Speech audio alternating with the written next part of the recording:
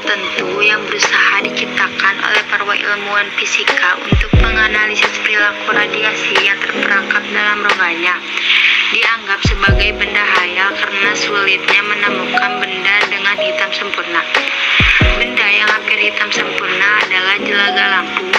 Jelaga ini memancarkan kira-kira 1% energi radiasi mengenainya. Para ilmuwan bersepakat bahwa yang dimaksud dengan benda hitam di sini adalah benda dengan ruangan tertutup yang terdapat lubang kecil di dindingnya. Sebagian besar energi radiasi yang masuk melalui lubang ini akan diserap oleh dinding-dinding bagian dalam. Dari sebagian yang terpantul, hanya sebagian kecil yang dapat keluar lewat lubang tersebut.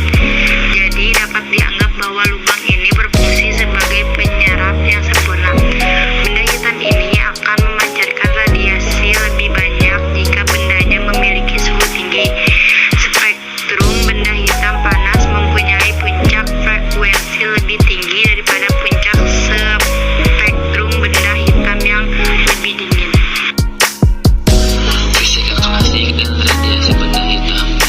Terdapat masalah besar yang menarik dan belum terpecahkan oleh para ilmuwan fisika di akhir abad 19 mengenai penjelasan ilmiah radiasi benda hitam.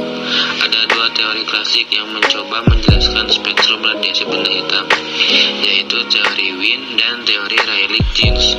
Teori Wien menyatakan bahwa antara intensitas radiasi dengan panjang gelombang menggunakan analogi antara radiasi dalam ruangan dan distribusi kelajuan molekul gas.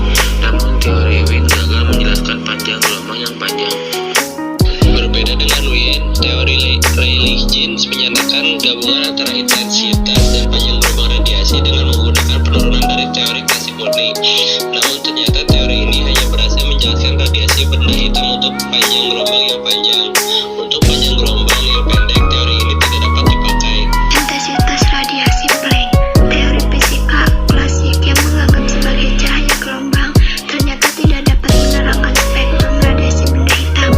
Kegagalan ini menggugah Max Planck untuk melakukan penyelidikan spektrum radiasi benda hitam.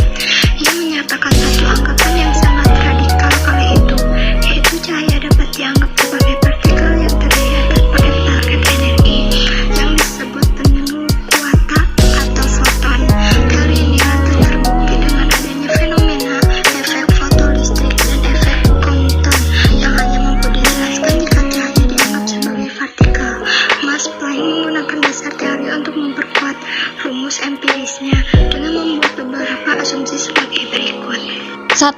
Energi radiasi yang dipancarkan oleh getaran molekul-molekul benda bersifat diskrit yang besarnya E sama dengan N kali H kali F. N adalah bilangan kuantum yang dalam kurung N sama dengan 1, 2, 3, dan seterusnya, dan F adalah frekuensi getaran molekul, sedangkan H adalah konstanta Planck. 2. Molekul-molekul menyerap atau memancarkan energi radiasi dalam diskrit yang disebut kuantum dan foton. Energi radiasi terkuantitasi di mana energi satu foton dan dengan konstanta Planck dikalikan frekuensi getaran molekul dalam kurung H kali F. Ini adalah contoh soal dari radiasi benda hitam. Contohnya yaitu grafik berikut menunjukkan hubungan antara inetik maksimum dalam kurung EK terhadap frekuensi foton dalam kurung F pada efek fotolistrik. Jika konstanta Planck 6,6 kali 10 pangkat 34 minus Joule S dan 1 EF sama dengan 1,6 kali 10 minus 19 Joule, maka besar F dalam satuan Hz adalah, dan ini adalah pembahasan dari soal tersebut.